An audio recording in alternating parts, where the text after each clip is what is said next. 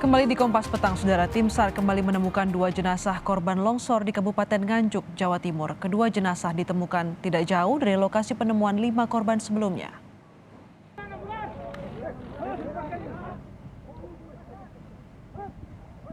Dua jenazah ini berhasil dievakuasi oleh tim SAR gabungan dari lokasi longsor Desa Ngetos, Kabupaten Nganjuk.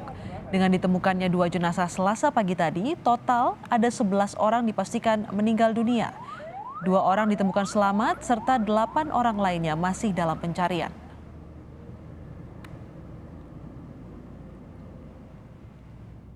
Dua orang ini ditemukan ini posisinya atau letaknya tidak jauh dari yang 5 kemarin. Jadi berada di sektor A. Kemungkinan 2 orang ini satu keluarga. Nah, kalau itu sementara belum terkonfirmasi karena menunggu identifikasi dari tim BPI atau Inavis.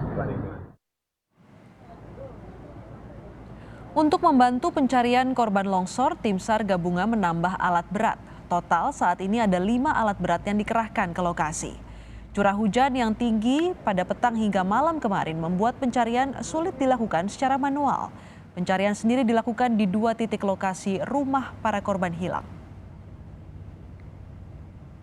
Nah, kalau memang ini kegiatan dilakukan manual tidak akan tercapai, tapi kita didukung oleh alat berat inilah yang membantu kita, sangat membantu di dalam kegiatan proses pencarian. Sementara di posko pengungsian ada 14 pengungsi longsor yang reaktif tes cepat COVID-19. Ke-14 orang ini langsung ditempatkan di lokasi terpisah dan menjalani tes usap PCR. Posko pengungsian longsor Nganjuk berada di Sekolah Dasar Negeri 3 Ngetos. Kemarin kita rapid sejumlah yang ada di pengungsian, ada 14 yang reaktif dan hari ini kita lakukan swab semuanya. Bisa diketahui Bu hasilnya kapan? Swab itu biasanya 3-4 hari. Sejauh ini dari 14 itu sudah diisolasi? Diisolasi, tidak ada gejala. Menteri Sosial Tri Risma hari ini mengunjungi lokasi bencana longsor di Nganjuk, Jawa Timur Selasa petang. Risma ingin memastikan seluruh kebutuhan dasar pengungsi terpenuhi agar trauma serta musibah yang dialami tidak semakin mengganggu psikologis dan kesehatan para korban. Ada ibu yang hamil di puskesmas, saya minta sore ini juga untuk difoto supaya kita tahu bahwa itu ada patah atau enggak. Bencana. Kalau di anak-anak dari psikolog menyampaikan kemarin masih ada trauma, tapi hari ini sudah trauma itu sudah enggak gitu nampak. Cuman ada masih yang dirawat 2 itu yang harus kita supaya yang ibu hamil juga tidak stres gitu. Sementara itu di Sidoarjo, Jawa Timur, akibat hujan dengan intensitas tinggi dan meluapnya sungai, sejumlah kawasan di kota Sidoarjo, Jawa Timur terendam banjir. Kelurahan Sidokare salah satu wilayah yang terendam banjir dengan ketinggian banjir mencapai 50 cm. Warga menyatakan banjir kali ini merupakan yang paling tinggi dalam beberapa tahun terakhir. Sepertinya memang dari situ tingginya selain juga hujan, curah hujan yang deras. Tinggi itu ya? Tinggi. Ini paling parah tuh bagaimana Mbak? Iya, dalam kurun waktu 5 tahun ini yang paling parah, yang paling besar ya. Sebelumnya sudah pernah banjir juga? Sudah pernah tapi tidak sebesar ini. Hingga Selasa sore ini ketinggian banjir di Jalan Raya Porong telah surut. 3 pompa dioperasikan untuk menyedot air banjir yang dialirkan ke tanggul penahan lumpur dan tanggul buatan yang berada di sisi Jalan Raya Porong.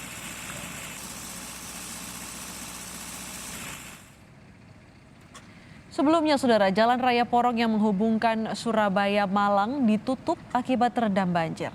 Penutupan jalan dilakukan karena ketinggian banjir mencapai 50 cm. Sejumlah kendaraan sepeda yang memaksa melewati Jalan Porong pada Selasa pagi mogok. Informasi terkini dari longsor di Nganjuk dan banjir di Sidoarjo. Kita terhubung dengan jurnalis Kompas TV, ada Andi Mas Budi di Nganjuk dan juga ada rekan Jack Robi di Sidoarjo. Kita ke Andi Mas terlebih dahulu di Nganjuk. Andi Mas, bagaimana proses evakuasi terkini korban longsor di sana? Terakhir, hari ini 2 korban kembali ditemukan. Adakah korban tambahan? Iya, Asri dan juga saudara, memang benar pada hari ini tadi tim SAR berhasil menemukan 2 orang korban longsor ditemukan meninggal dunia. Sebelum siang tadi dihentikan karena istirahat, 1 korban lagi ditemukan dalam kondisi meninggal dunia. Total untuk tambahan hari ini tim SAR berhasil menemukan 3 jenazah. Dari proses evakuasi sendiri mulai awal hingga saat ini total saat ini masih dalam pencarian antara 7 orang yang dalam pencarian. Setelah itu memang untuk pencarian ini sedikit mengalami kendala. Tim SAR mengalami kendala karena tebalnya material lumpur atau longsoran rumah atau korban. Andi Mas, Mensos sudah datang ke Nganjuk, apa saja yang bantuan yang diberikan dari pemerintah? Benar sekali, sampai saat ini Menteri Sosial Tri Risma hari ini masih berada di posko penanggulangan bencana tanah longsor Desa Ngetos, Kecamatan Ngetos, Kabupaten Nganjuk. Di sana memang tadi Menteri Sosial menyampaikan bahwasanya seluruh aktivitas terhadap pengungsi harus bisa terlayani dengan baik, sehingga pengungsi bisa menekan trauma yang mereka dapati. Selain itu Menteri Sosial juga memastikan bahwasanya seluruh korban tanah longsor akan mendapatkan santunan dari Kementerian Sosial. Sementara terkait bantuan dari relawan sampai detik ini terus mengalir. Sampai di hari kedua ini tempat saya berdiri di Balai Desa Kuncir, bantuan terus berdatangan dari relawan. Sehingga masyarakat tetap diimbau untuk tetap mematuhi protokol kesehatan. Pasalnya di sini adalah rawan berkerumunan. Astrid. Baik, bantuan terus disalurkan kepada para pengungsi dari korban longsor di Nganjuk. Kita